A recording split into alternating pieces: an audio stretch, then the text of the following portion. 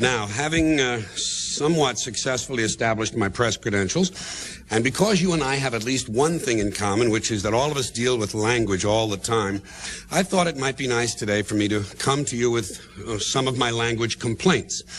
Certainly not to blame them on you, although, of course, you are implicated. And not that you can help it. I mean, the problem is really with the people you cover. The politicians, the celebrities, and the lawyers. And although their level of insincerity is astonishing, it's still kind of fun to hear them talk. In particular, it's fun to listen to Washington talk. Whenever the issue of term limits comes up, I always tell people the only term limits I'm interested in would be to limit some of the terms used by politicians. They speak, of course, with great caution because they must take care not to actually say anything. Proof of this, according to their own words, is that they don't actually say things, they indicate them. As I indicated yesterday, and as the president indicated to me, but sometimes they don't indicate, they suggest. Let me suggest that as I indicated yesterday, I haven't determined that yet. See, they don't decide, they determine. If it's a really serious matter, they make a judgment. I haven't made a judgment on that yet. When the hearings are concluded, I will make a judgment, or I might make an assessment. I'm not sure.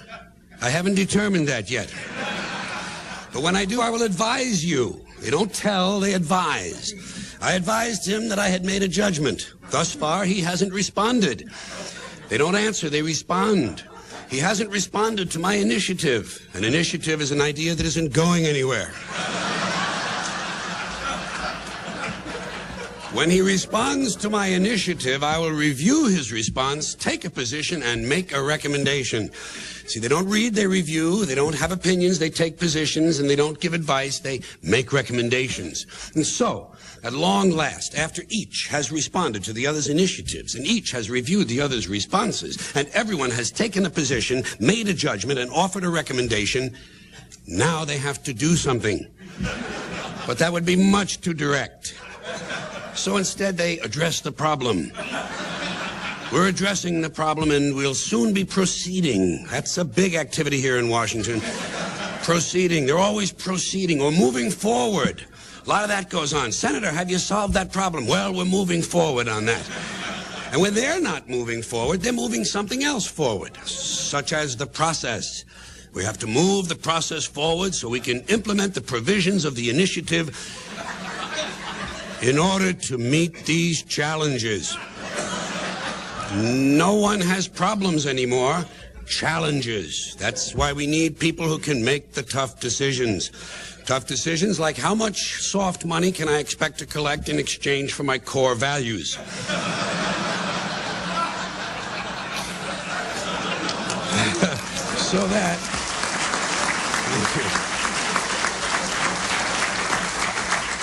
So that I can continue my work in government. Of course, no politician would admit to such a lowly station as working in government, serving the nation. I'm serving the nation. Another favorite distortion is public service.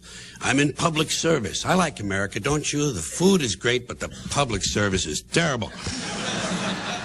Now, folks, a question for you. Do you think it's possible that one of these politicians, whose judgment is so poor that he honestly thinks of himself as serving the nation, might occasionally be expected to indulge in a little patriotism? Huh? What do you think? Well, of course, not only is it possible, it's inevitable, and that's when he's at his very best. That's when he trots out the really good stuff all across this great land of ours. The greatest nation on earth, the greatest nation in the history of the world. And in times of military crisis, you can be sure that someone in a suit in this town will eventually plant himself in front of a camera and carry on a great deal about the most powerful nation on the face of the earth. Now, normally, during peacetime, the politicians will refer to people in the military as our young men and women stationed around the world. But in wartime, they quickly become our brave young fighting men and women stationed halfway around the world in places whose names they can't pronounce, wondering if they'll ever see their loved ones again. For added emotional impact, sons and daughters can always be substituted for men and women. And so I think we can sum this up by saying that where the military is concerned, the extent of a politician's insincerity can be measured by how far around the world our soldiers are stationed and whether or not any of them can pronounce it. Incidentally, another way of expressing this sentiment is to say we're sending our young men and women to places the average American can't find on a map. I've always thought it was kind of funny and somewhat out of character for a politician to go out of his way to point out the low level of American intelligence when, indeed, his very job depends upon it. It would seem to fly in the face of that other rhetorical standby of theirs. The American people are a lot smarter than they're given credit for. This is said with a straight face, although it is obvious, of course, that the proposition is being stated precisely backwards.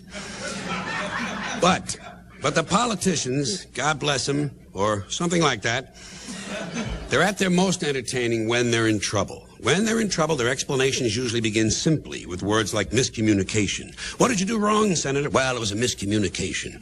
Or I was quoted out of context. Better yet, and more ironic, they twisted my words.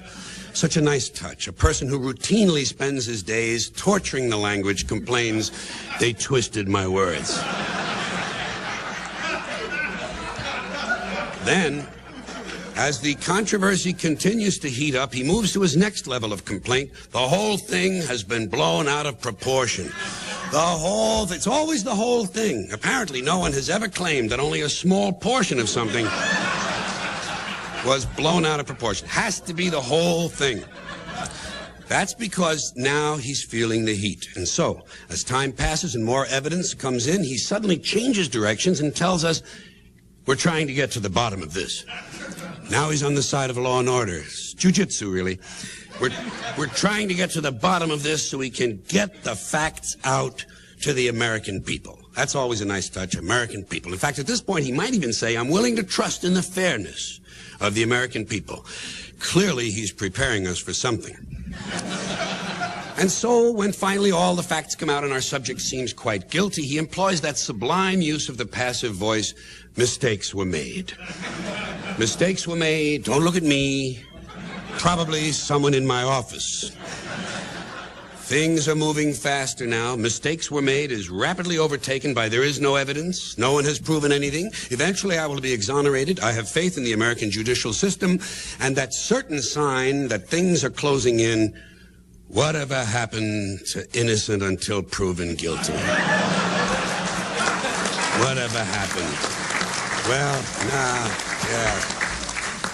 Well, he's about to find out. And we know this must be true because the next thing we hear from him is, I just want to put this thing behind me and get on with my life. I just want to put this behind me. That's an expression we hear a lot these days in all walks of life. From people in all walks of life. Usually the person in question has committed some unspeakable act. Yes, it's true, I strangled my wife, shot the triplets, set fire to the house, and sold my young son to an old man on the train. But now I just want to put this thing behind me. Get on with it. That's the problem in this country. Too many people getting on with their lives. I think what we really need more of is ritual suicide. You know? Never mind the press conferences. Get the big knife out of the drawer. Personally, what I want to do is I want to put this thing behind me and get on with my life, thing behind me and get on with my life. I'll repeat that for you. Personally, I want to put this thing behind me and get on with my life, thing behind me and get on with my life. And just to round out this section, let's hope there's a special place in hell reserved for those who have recently decided to take responsibility for their actions. That's the big thing now, taking responsibility for your actions, like it's a recent discovery. You know, he's taking responsibility for his actions. Well, isn't that wonderful? Ask him if he's willing to take responsibility for my actions, along with my alimony, my car payments, and my gambling debts.